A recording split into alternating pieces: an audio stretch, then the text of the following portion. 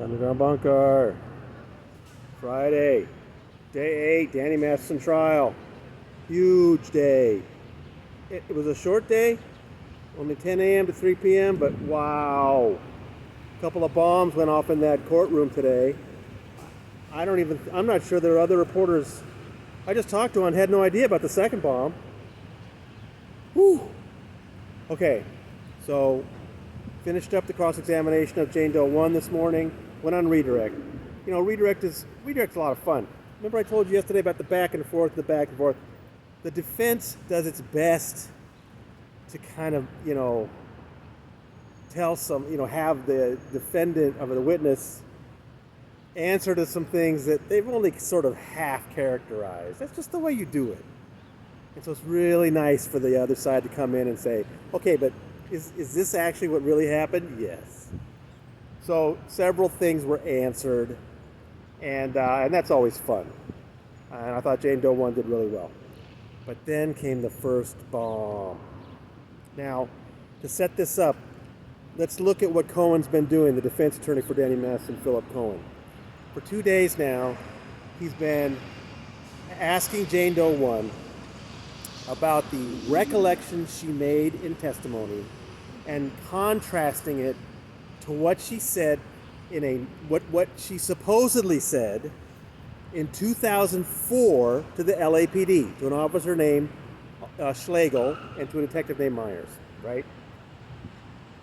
Now, Cohen had said he's not going to dwell on the amount of time it took, which we all thought was going to be a big part of the defense. Nope, he's not going there. It took him a long time, who cares? What matters to him is that what she's saying today is not reflected in that 2004 report. I would say that's virtually the entire defense against Jane Doe 1, is that 2004 LAPD report. And as I said yesterday, even during cross-examination, Jane Doe 1 indicated that there were problems with that 2004 report. Remember? Well, today, lo and behold, on redirect, the Deputy DA Reinhold Mueller revealed that in 2003, a year before, Jane Doe 1 had written a knowledge report about Danny for the Church of Scientology. So let me just give you one example of what's at stake here. One of the things Jane Doe 1 says is that Danny dragged her across his house that night in 2003 after giving her a drink and threw her in jacuzzi. And Philip Cohen has made such a big deal that in the 2004 LAPD report, there's no reference to being dragged. What's the inference? The inference is she's invented details like that later, right? Cohen wants the jury to think that whatever she said in 2004 was fresher. It was only a year after the incident. It must be true. So if there's new details 15 years, 16 years later, she must have added them. Well, guess what? There's a 2003 document she wrote for the Church of Scientology, and guess what's in there?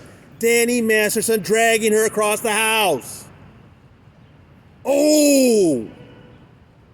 Now again, if this was part of a 10-point defense, no biggie, we lost that one. But Cohen banked everything on the 2004 report. Everything.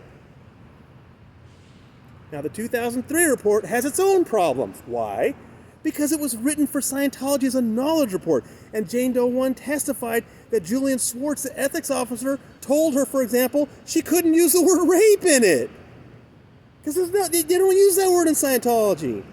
And when she wanted to add about the gun, he told her Danny Masterson doesn't own a gun. So she didn't, this is the thing. This is what's at the heart of this case. In 2003, 2004, when this stuff was going on, these were Scientologists still fully under the influence of the Church of Scientology. That's why it's so important for Scientology to be a part of this case, to help understand these things. I don't know how the other reporters feel about it, but I just feel like that detail, that he wanted people to think she'd invented that whole thing about dragging, was just obliterated by the 2003 report. And that's his whole defense, is that 2004 report. Devastating. How much of that did the jury get? I don't know. I can't tell.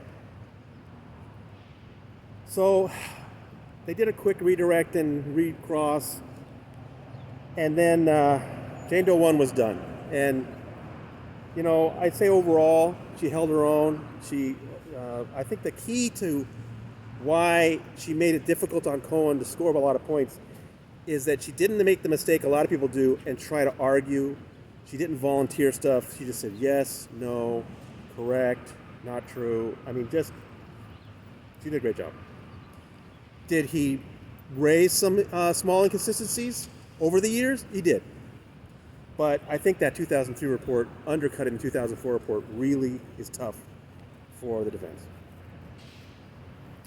The other thing that was really interesting at the end of the day is we found out the next witness is going to be Marty Singer, Hollywood fixer.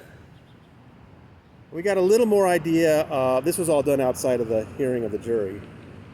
We got a little idea of what his testimony is going to be about. Remember, Jane Doe 1 testified that after she had gone to the LAPD and they decided not to charge, the DA didn't charge, that's when this settlement was hammered out. And she's always testified she felt totally pressured by Marty Singer, by the church's attorney, Kendrick Moxon, this thing I talked about 2 days ago.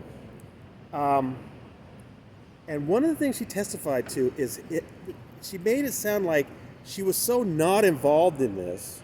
Remember, she testified that she was kept in a room for 2 hours. I mean, she was completely in the dark about what this was all about. And then finally, when she was brought in to sign this document, they wouldn't let her touch it. And Marty Singer insisted on turning the pages for her. I think that's what they're going to ask him in court on Monday.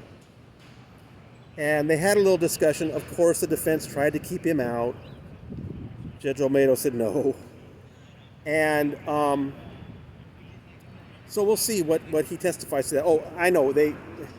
So the question is attorney-client privilege, but that's a percipient witness. That's somebody who saw something.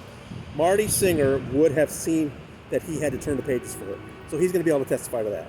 So that'll be fascinating.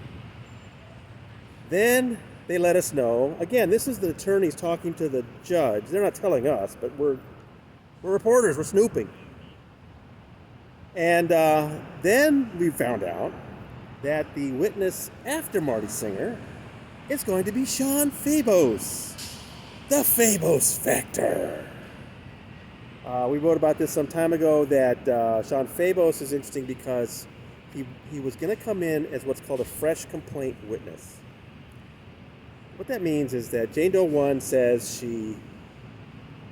after the attack, that same day, she went to Florida with her family for about a week and a half, came back, and the first person she actually used the word rape was with Sean Fabos. I might be wrong about using the word rape, but the first person she told about the attack specifically. She told her cousin in Florida something bad had happened. But the first person she told the details of what had happened to was this Sean Fabos, who was her good friend and was actually her mother's assistant, I think she said. So there's this thing in California law with sexual assault that would be hearsay. But there's an exception because sexual assault, and so that's why they were lining up Sean Fabos. But a special detail came out today. I'm not sure how many reporters caught this. And we're getting this because Karen Goldstein's complaining about it, right? The defense is complaining about it, and that's how we're learning about it. So apparently what happened was they had Sean Fabos come to court so he could be here in case he had to testify today. And he was here yesterday as well. I did see him. And at some point he said something, or his attorney said something, to the DA people. And they apparently realized they needed to get a statement from him officially recorded and share it with the defense right now. So yesterday afternoon, they had a recorded interview with Sean Fabos. They didn't tell us what it was, but this is very intriguing because Judge Olmedo revealed that he was not just a fresh complaint witness anymore. He's now a percipient witness. How is Sean Fabos a percipient witness? And none of us would have known except Karen Goldstein said it. Well, Your Honor, if he saw bruises... Oh! So you can put it together. Sean Fabo shows up to court to testify, and he's here waiting around, and he happens to mention to a DA person that when Jane Doe 1 came back from Florida, he saw bruises. And that's why they needed to get him on tape right now.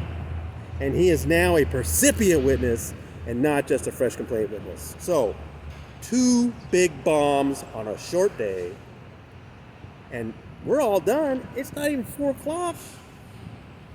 I gotta go find a margarita. From the Clara Shortridge Foltz Criminal Justice Center, your proprietor is gonna go have fun. Bye.